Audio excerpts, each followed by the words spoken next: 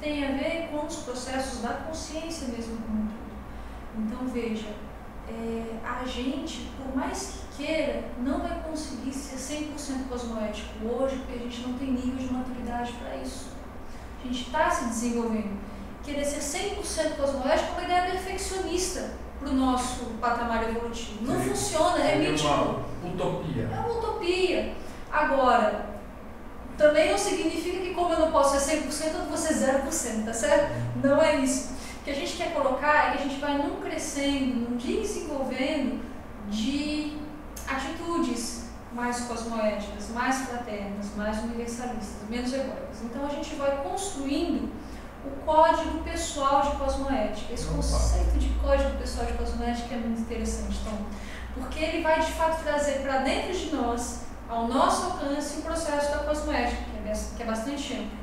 Então a profilaxia, para a gente não ficar incorrendo nos processos anticosmoéticos o tempo todo, em primeiro lugar, a gente abominar, entender como inadmissível o processo de autocorrupção.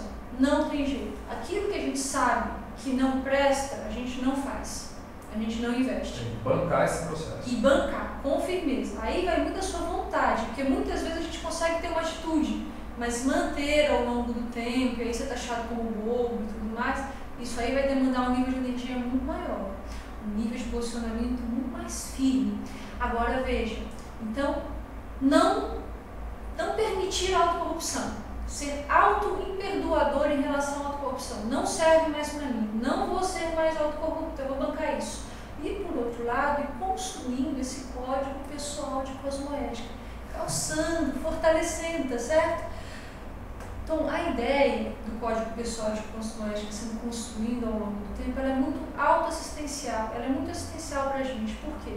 Porque a gente vai entender que quando a gente vai querer ser cosmoético, quando a gente vai bancar, não ter mais autocorrupção, muitas vezes a gente vai colocar o pé na jaca, meter os pés pelas mãos, tá certo? Errar na dose, ser omisso ou ser de fato inclusivo.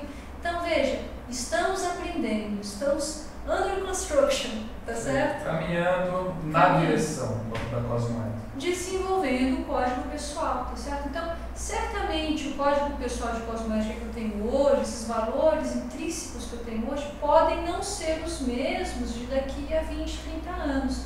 Veja, não estou dizendo que as bases elas vão mudar totalmente. As bases são essas, o fraternismo, o universalismo, o respeito, tá certo? Agora, eu vou ampliando isso num nível que amanhã eu vou conseguir fazer totalmente diferente do que eu faço hoje. Eu vou crescendo, construindo, né? Sem autoassédio nesse sentido, tá certo? Então, a cosmoética ela é interessante porque ela não impõe nada a ninguém. Isso é muito importante. Ela é um aspecto muito sério, né? A gente está falando de um assunto muito sério, mas ela não é impositiva. Muito pelo contrário, a cosmoética ela traz um aspecto assim, de felicidade e satisfação íntima muito grande. Quando você tenta acertar e começa a acertando através do seu discernimento, da sua lucidez, veja, você vai assim, se qualificando como consciência. Se melhorar, ser melhor do que já foi, é muito satisfatório. E a imposição não seria cosmoética em si. Exatamente. Então, a cosmoética não é impositória, muito pelo contrário. É esse processo de desenvolvimento pessoal. Cosmoética está muito relacionado com o nosso nível de maturidade. Adulto que é adulto não quer voltar a ser criança. Perfeito. Tá certo? E tem muito adulto que está tendo atitude de criança. Nós sabemos. Sim. Basta olhar para onde o nariz estiver apontando. Né? Dentro da nossa família, na família do vizinho, na sociedade. Tem muita gente querendo fazer o caminho de volta e não é por aí. E quando a gente fala de cosmoética e a gente fala de maturidade, a gente vai perceber que quando nós estamos desenvolvendo a nossa holomaturidade, a nossa maturidade integral, dos vários veículos de manifestação, isso é muito prazeroso. Não tem aquele saudosismo de querer voltar a ser criança, de não ter responsabilidade, muito pelo contrário. Existe um anseio de poder querer poder fazer mais, de querer poder ter resultados mais abrangentes. Então a gente de fato começa a ficar comprometido com o melhor para todos. Não tem jeito de fugir dessa regra, não. Eu acho que o recado está bem dado, Adriana. Você deu uma aula aqui para mim e acredito que para você, meu amigo do Ciência e Consciência. E para não perder o hábito, o nosso amigo telespectador, nosso amigo, você aí que está sentadinho nos ouvindo, ele deve acreditar em tudo que você falou? Como é que é essa história? Olha, não vá no meu bico, não acredite em nada.